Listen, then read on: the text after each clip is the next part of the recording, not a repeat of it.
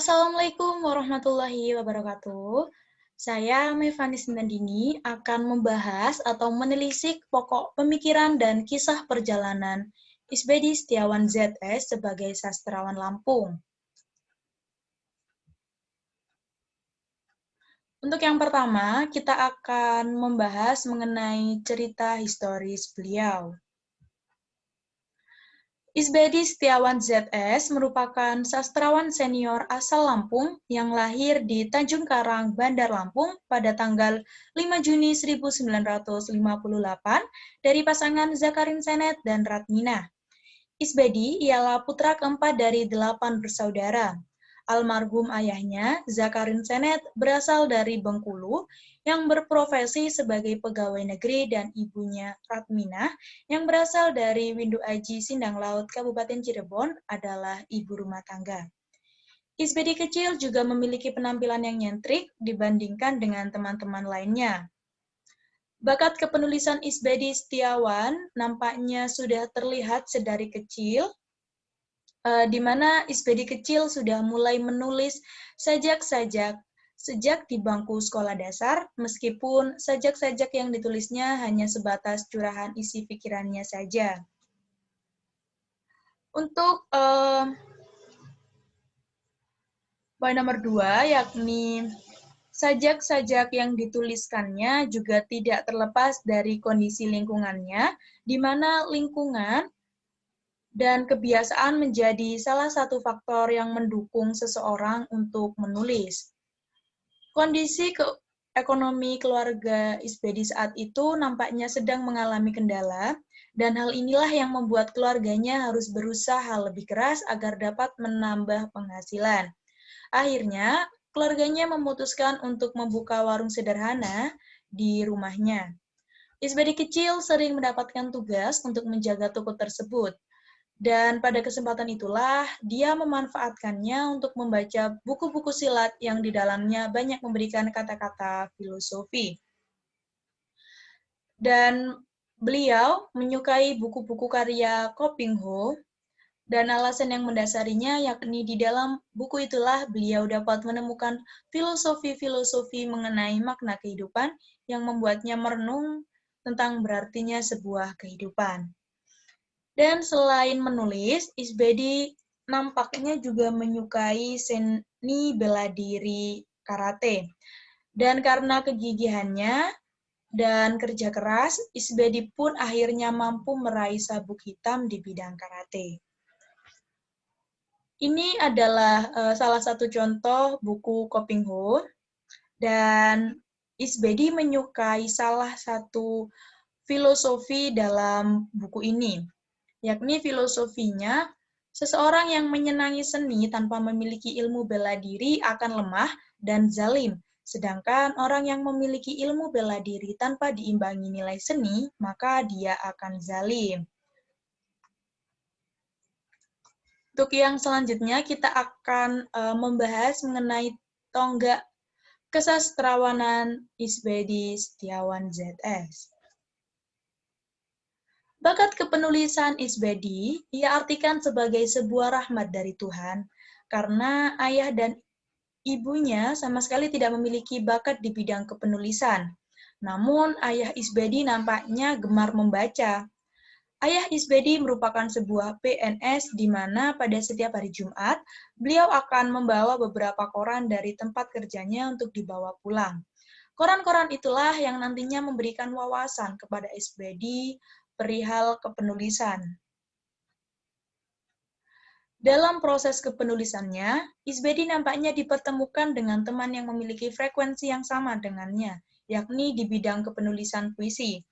Isbedi dipertemukan dengan M.N. Zulkarnain, yang dimana usia keduanya terpaut tidak jauh berbeda, hanya berjarak 1-2 tahun saja. Dalam proses menulisnya, kedua sejoli ini nampaknya harus berusaha lebih keras karena mereka tidak memiliki mesin ketik. Nah, maka dari itu, mereka bekerja sebagai tukang sapu di Kelurahan Kupang Kota agar dapat meminjam mesin ketik di sana. Dan tidak berhenti sampai di situ saja, Isbedi tetap harus berbagi waktu dengan MN Zulkarnain dalam penggunaan mesin ketik tersebut. Berbagai rintangan telah mereka lewati berdua, dan nampaknya takdir belum berpihak pada Isbedi karena puisi milik MN Zulkarnain nampaknya telah terbit terlebih dahulu.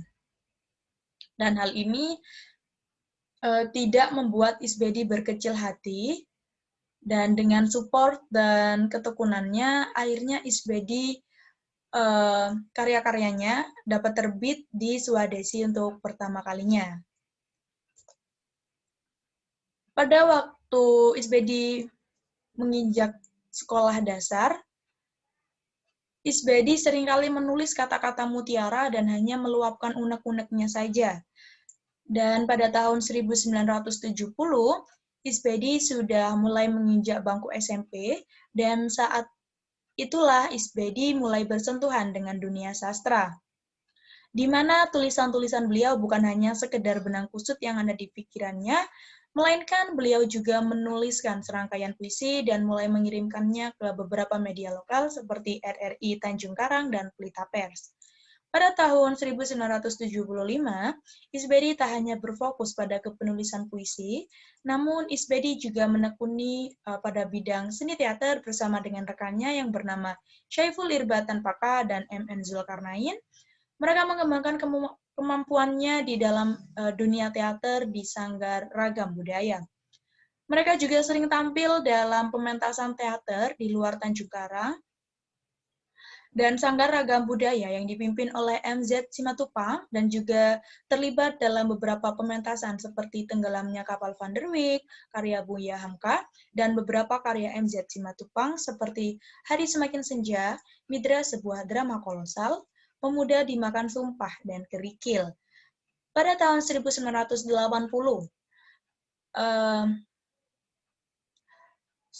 menjadi suatu penanda dimulainya sastra modern di Lampung, dan salah satu tokoh sastrawan modern di Lampung yang menandai geliat itu adalah Isbedi Setiawan ZS bersama rekannya Nuralaya Jafar. Di tahun 1980 juga, untuk pertama kalinya, karya cerpen Isbedi diterbitkan di koran mingguan Swadesi, dan sejak saat itu, karya-karyanya berupa puisi dan cerpen menghiasi surat kabar daerah dan nasional.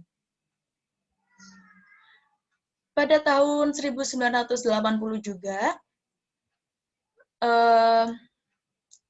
Isbedi memiliki kesempatan menjadi PNS, dan waktu itu ia merupakan tenaga honorer di Dinas Peternakan Provinsi Lampung, namun entah alasan apa, ia justru keluar dan lebih memilih hidup bebas sebagai penulis dan menekuninya secara profesional. Iswadi Pratama, Teater Rawan Kondang Lampung, pernah menulis Isbedi dan Ihwal Sajak-Sajaknya, di mana Iswadi menuliskan bahwa Isbedi itu ibarat nelayan yang setiap hari harus menghasilkan ikan untuk kehidupannya, yang nampaknya berbeda dengan penulis lain yang dimana mau memancing merupakan suatu kegiatan refreshing. Sebab itu Isbedi betul-betul menunjukkan sikapnya yang profesional karena menulis. Keprofesionalitasannya membuat sosok Isbedi menjadi menarik dan spesial. Pada tahun 1989 sudah memegang koran Salam Bandung. Pada tahun 1987, Isbedi sudah memegang majalah Merdeka dan menjadi reporter Lampung. Lampung TV yang sekarang menjadi iNews TV, Isbedi pernah memegang menjadi produser pada bagian Ensiklopedia Lampung, dan di sini Isbedi sangat menikmati karena dapat menelisik lebih jauh mengenai Lampung dan nantinya dapat dijadikan sebagai sebuah kumpulan cerpen yang sangat menarik.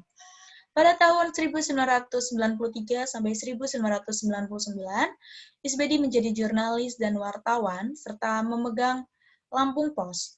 Dan untuk sekarang, Isbedi Setiawan ZS fokus tetap membuat puisi dan cerpen serta membuat konten-konten di YouTube mengenai baca puisi, dan konten YouTube-nya yakni Paus Sastra Lampung, dan juga aktif dalam organisasi Lamban Sastra Isbedi Setiawan ZS. Janji suci pernikahan. Isbedi bertemu dengan gadis cantik nan anggun itu.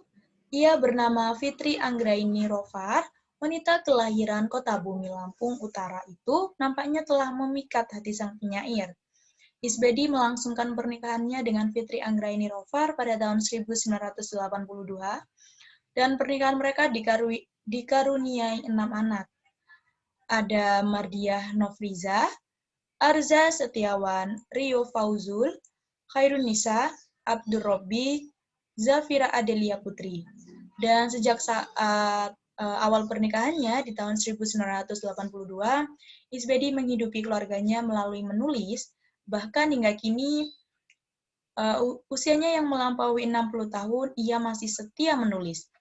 Dan sudah 40 lebih karyanya, baik kumpulan puisi ataupun kumpulan cerpen yang telah diterbitkan oleh berbagai penerbit bergengsi di tanah air.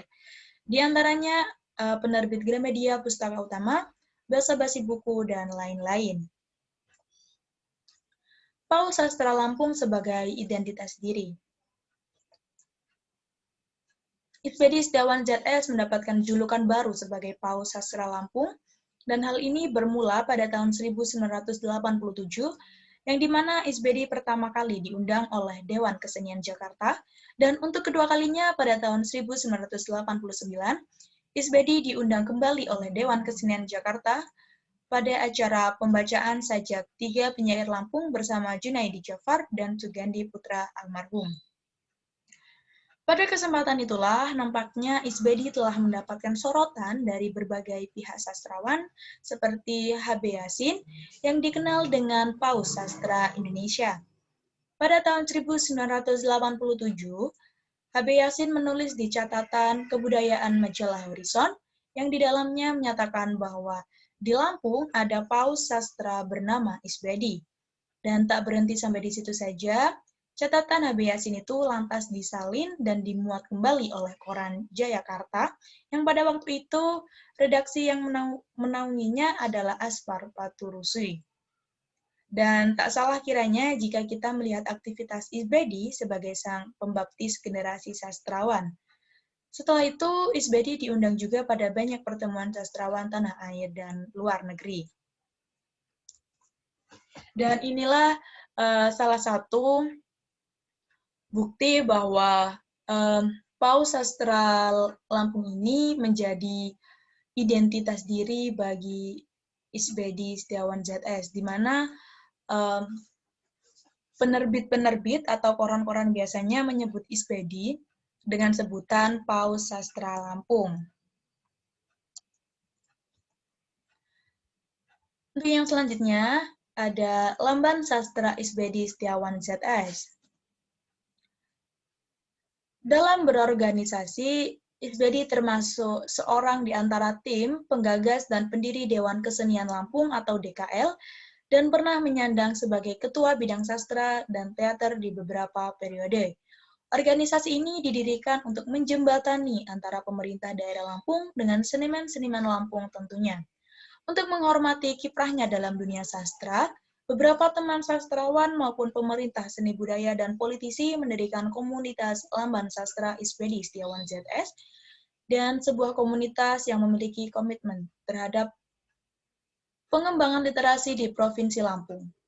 Bentuk dedikasi dan profesionalismenya di bidang sastra layaknya Rumah Puisi Taufik Ismail di Sumatera Barat atau Pusat Dokumentasi Sastra PDS H.B. Yasin, di mana Isbedi Setiawan ZS dinobatkan sebagai pengampu, dan nama Isbedi Setiawan yang nampaknya dicantumkan di belakang nama Lamban Sastra ini disebabkan karena teman-temannya berpikir bahwa Isbedi adalah sastrawan senior di Lampung. Adanya organisasi Lamban Sastra ini nampaknya menarik para kaum milenial saat ini. Pada salah satu event lomba mengenai festival kesusastraan, nampaknya banyak kaum muda tergerak dan berpartisipasi dalam lomba yang diadakan oleh organisasi Lamban Sastra Isbedi Setiawan ZS. Maka tak salah jikalau Isbedi layak disebut sebagai empu seniman Lampung karena mampu memberikan suatu gebrakan terbaru bagi anak-anak muda yang masih menutup mata dan telinga perihal kesusastraan. Melalui hal ini, Isbedi dapat memberikan contoh yang positif bagi kaum milenial. Beberapa kegiatan yang pernah dilakukan oleh Lamban Sastra ini adalah ini salah satu contoh kegiatan Lamban Sastra.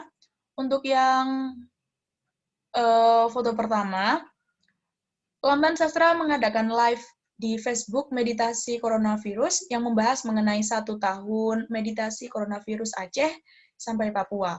Untuk yang gambar kedua ini, Lamban Sastra mengadakan Festival Astra Internasional Pulau Tegal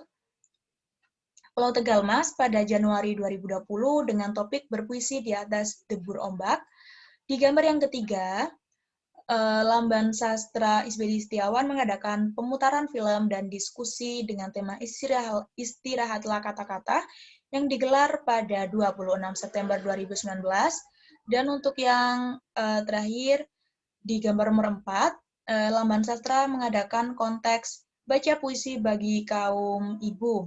Karena Lamban Sastra pernah mengadakan lomba baca puisi, ternyata banyak kaum milenial, anak muda yang ikut berpartisipasi dalam pembacaan puisi tersebut.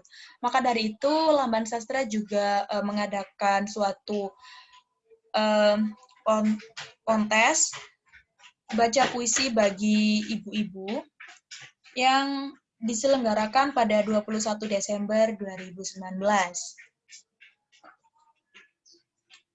Untuk yang selanjutnya ada pokok-pokok pemikiran Isbedi Setiawan ZS.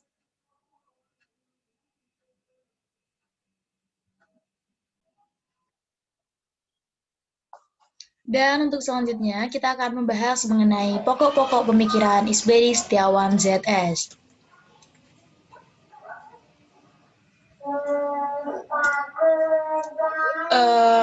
Di sini saya membagi proses kreatif Isbedi Setiawan ZS ke dalam 2 tahap, yakni untuk tahap pertama kita akan membahas mengenai proses kreatif Isbedi Setiawan ZS di dalam menulis cerpen, dan untuk yang kedua kita akan membahas proses kreatif Isbedi Setiawan ZS di dalam menulis puisi. Nah, untuk yang pertama kita akan membahas mengenai proses kreatif Isbedi Setiawan ZS di dalam menulis cerpen. Di dalam kepenulisan Isbedi, hal yang menonjol dan berbeda dengan gaya kepenulisannya dengan sastrawan lain yakni terletak pada penafsiran ulang dan perbaruan dalam karya-karyanya, seperti pada kumpulan cerpennya yang berjudul Lebak Lebung yang dirilis pada tahun 2019.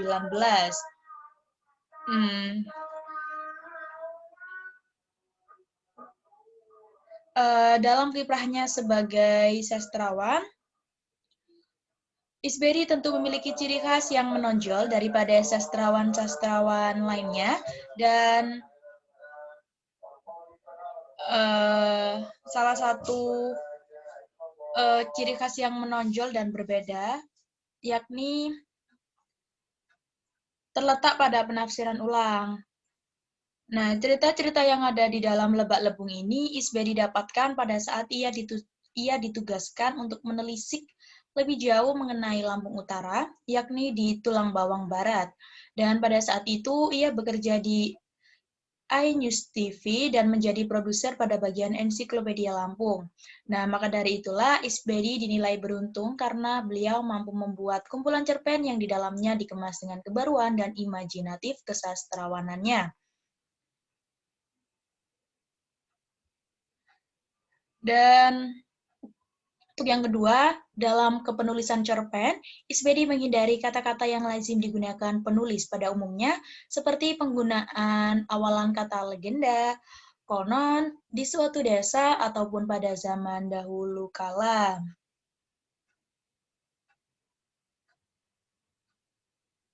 dalam kepenulisannya, Isbedi nampaknya menggunakan teknik-teknik penulisan baru serta tafsir ulang dari beberapa cerita yang didapatkannya dari masyarakat sekitar.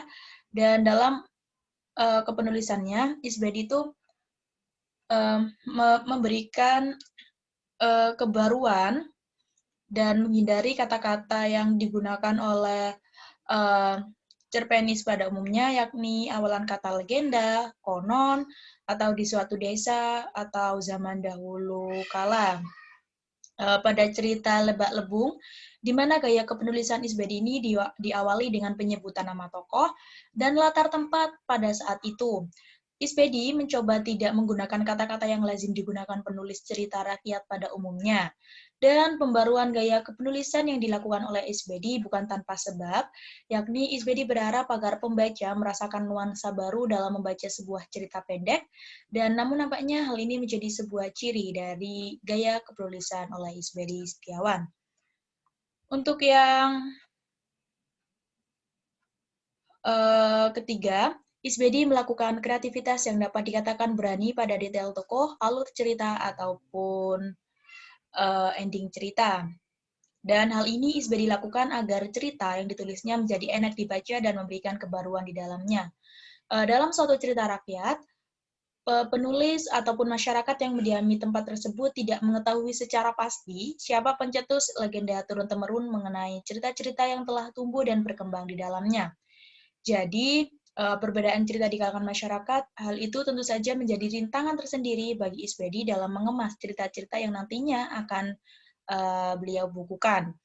Namun di sini dapat diperhatikan bahwa Isbedi menggambarkan tokoh, alur, dan ending cerita secara mendetail agar pembaca dapat ikut merasakan nuansa cerita yang ada di dalam cerpen tersebut. Dan Isbedi mampu menyambungkan teka-teki informasi yang diberikan oleh penduduk setempat. Untuk yang jadi inilah contoh pada salah satu cerpen di dalam Lebak Lebung.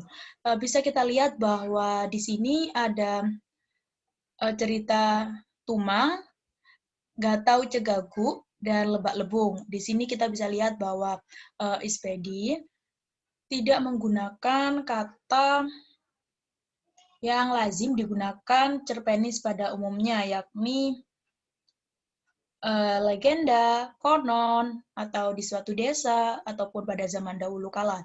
Di sini Isbedi telah menghindarinya dengan mengganti cerita di depan awalan kata ini menjadi sebuah setting seperti latar tempat, tokoh, atau latar suasana, seperti itu.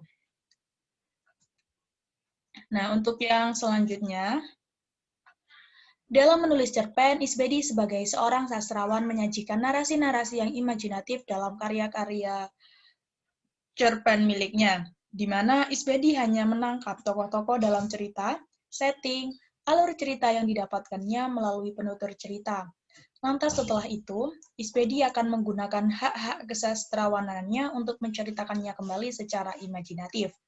Hal ini Isbedi lakukan agar pembaca dapat mengikuti kisah yang disajikan di dalam cerpen-cerpen miliknya. Namun, Isbedi tetap mengambil persamaan cerita yang didapatkannya melalui penuturan warga setempat ataupun penuturan orang tua Isbedi pada saat Isbedi masih kecil. Untuk yang selanjutnya, di dalam menulis cerpen-cerpennya, Isbedi tidak menggunakan kata-kata baku di dalamnya. Gaya kepenulisannya masih terdapat unsur-unsur kepenyairan, seperti halnya pada cerpen yang berjudul Kau Mau Mengajakku Kemana Malam Ini, yang diterbitkan pada tahun 2016.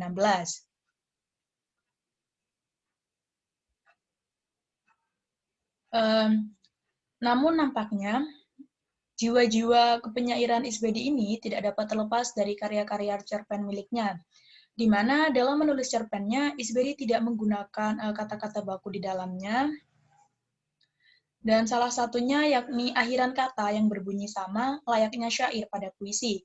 Bahkan di beberapa paragraf dapat dikatakan bahwa pembaca akan dibuat seakan-akan membaca puisi yang tergabung. Di dalam cerpen ini, pembaca akan menemukan sebuah puisi di dalamnya. Nampaknya Isbedi menyisipkan puisi ke dalam cerpen-cerpen miliknya.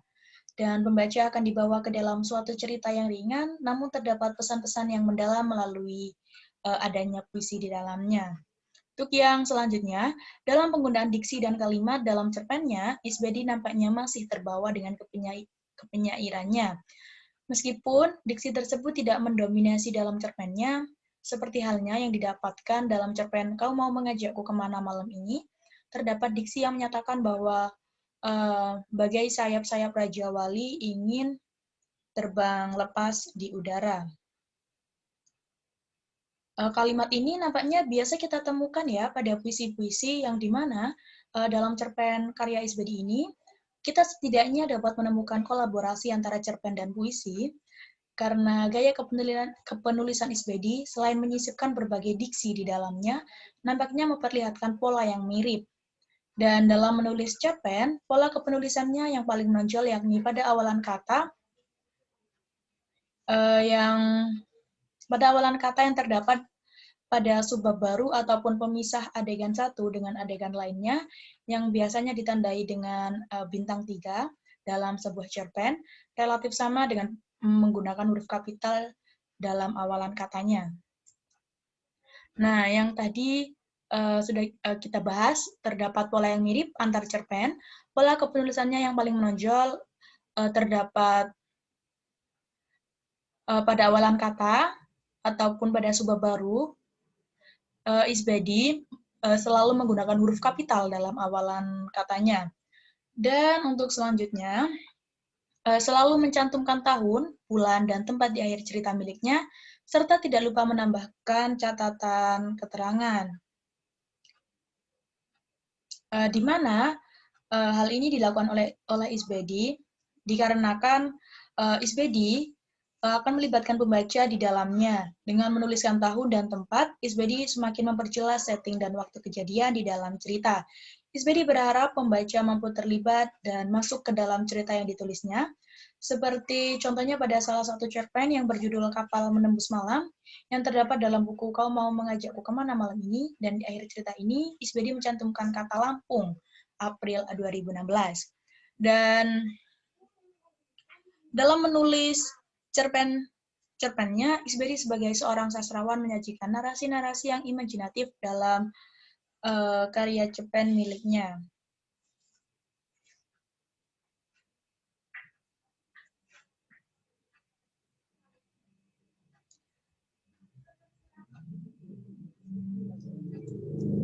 Nah, ini tadi setelah kita bahas, kita akan melihat beberapa contoh dari penulisan cerpen Isbedi Setiawan. Nah, di sini bisa kita lihat bahwa ada judul Seorang Pemulung di Jembatan Layang, dan ini Isbedi itu menggunakan pola-pola yang mirip, yakni pada saat awalan kata, Isbedi selalu menggunakan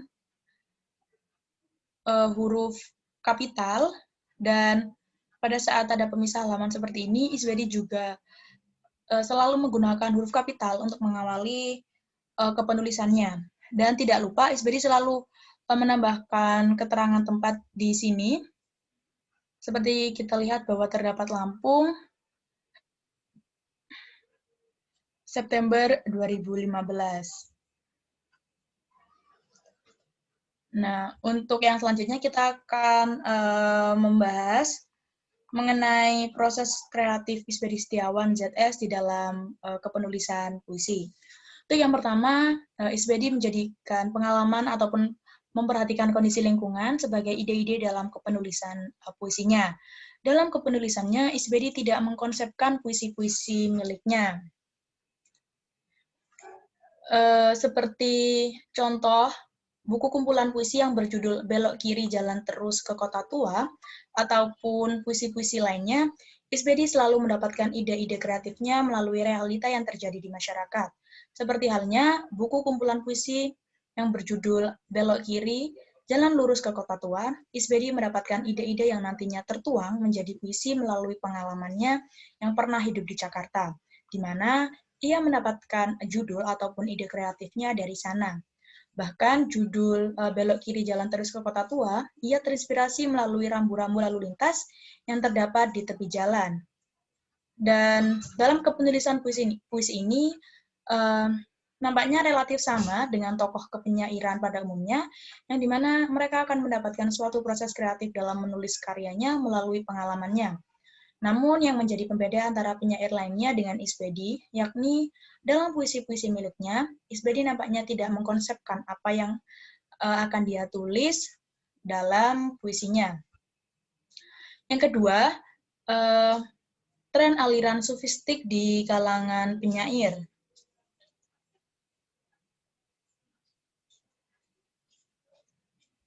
Di sini, puisi sufistik adalah sebuah puisi perenungan, di mana puisi tersebut memiliki kemaslahatan akan suatu hal di dalamnya. Pada era ini, banyak penyair non-Islam yang menggunakan kata-kata Muhammad di dalam puisi-puisi miliknya. Puisi-puisi yang ditulis oleh Isbedi nampaknya memiliki kecenderungan religiusitas yang tinggi di dalamnya, dan Isbedi nampaknya tidak memperdulikan tren-tren puisi yang menjamur pada saat itu, karena puisi-puisi yang terlahir adalah sebuah pemikiran murni dari Isbedi. Namun tidak terelakkan bahwa tren puisi sofistik juga sedikit mempengaruhi proses kreativitas Isbedi. Untuk yang selanjutnya, gaya kepenulisan Isbedi pada bidang puisi, yakni tidak menggunakan huruf kapital dalam awalan kata, kecuali pada judul puisi. Tulisan karya Isbedi ini lahir dari ide kreatifnya sendiri. Isbedi menulis dengan hati dan perasaan di dalamnya. Bukti bahwa Isbedi menulis dengan hati dan pemikirannya, yakni Isbedi dalam beberapa puisinya menambahkan simbol-simbol kutipan dalam puisi miliknya, seperti contoh pada puisi yang berjudul Bunga Akan Bernyanyi, di dalamnya Isbedi menambahkan kutipan di dalam puisinya. Nah, ini untuk pada poin ini kita udah membahasnya tadi, bahwa Isbedi dalam beberapa puisinya menambahkan simbol-simbol kutipan dalam puisi miliknya, seperti halnya penggunaan tanda kutip, tanda seru, tanda tanya, ataupun titik dua. Di dalam kepenulisannya, Isbedi kerap kali menyambungkan beberapa kata menjadi satu kalimat. Seperti contoh pada puisi Lipat Lembaran Koran, terdapat kata yang disambung, seperti lembaran-lembaran ataupun orang-orang. Dan untuk yang terakhir, yakni selalu mencantumkan keterangan waktu dan tempat di akhir puisinya, serta menebarkan keterangan kata yang sulit. Diksi dan majas yang digunakan tidak terlalu banyak, dan puisi-puisi miliknya tidak terlalu berat, namun tetap mengemas makna di dalamnya dengan sangat bagus.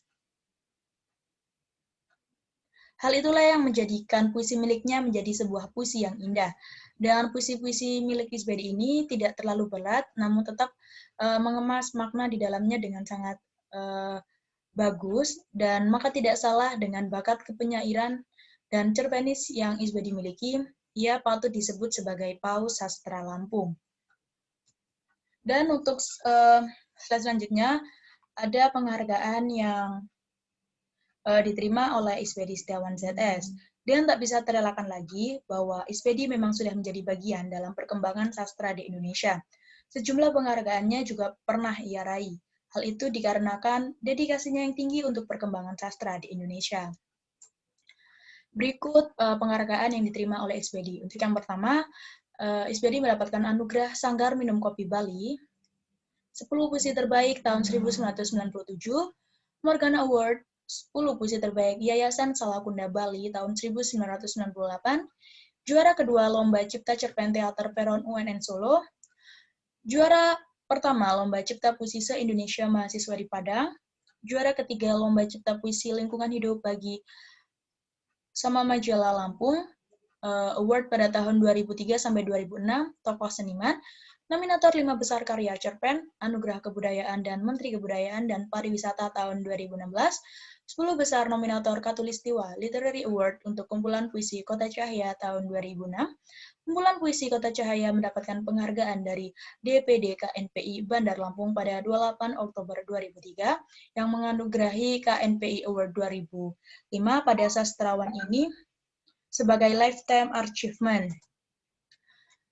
Untuk yang selanjutnya, meraih 10 puisi terbaik. Temu sastrawan MPU tahun 2014 di DKI Jakarta, sepanjang November 2015 ke Belanda untuk membaca puisi di Leiden Rotterdam, sekaligus dalam rangka menulis puisi dari tanah Belanda, juara satu lomba cipta puisi tingkat nasional yang diadakan oleh Dewan Kesenian Indramayu pada Juni 2016, pemenang pertama lomba penulisan puisi tema Indonesia tingkat nasional yang digelar pimpinan pusat Partai Demokrat pada tahun 2017, juara buku puisi terbaru, juara buku puisi terbaik di Alun-Alun Itu Ada Kamu, Kupu-Kupu, dan Pelangi di Rainy Day Festival Banjarbaru, Kalimantan Selatan pada tahun 2018, juara lomba cipta cerpen dan juga cipta puisi tingkat nasional Dinas Kebudayaan dan Pariwisata Pemda DKI Jakarta tahun 2019.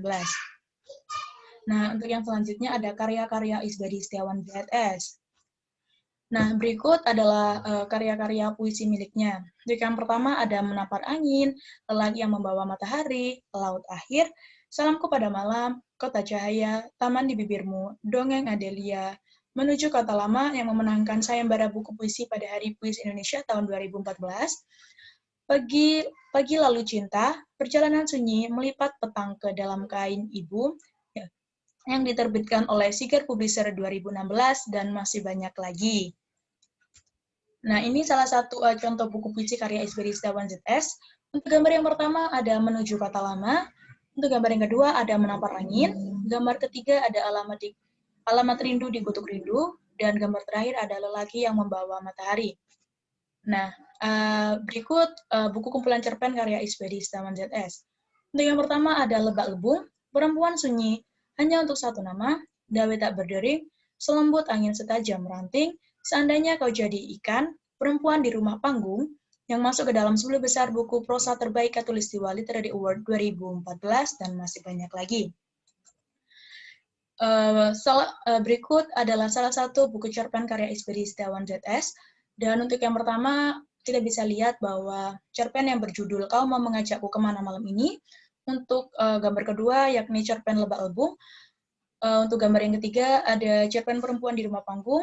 Dan untuk yang terakhir, ada cerpen yang berjudul Hanya Untuk Satu Nama. Dan berikut referensi yang saya gunakan dalam menulis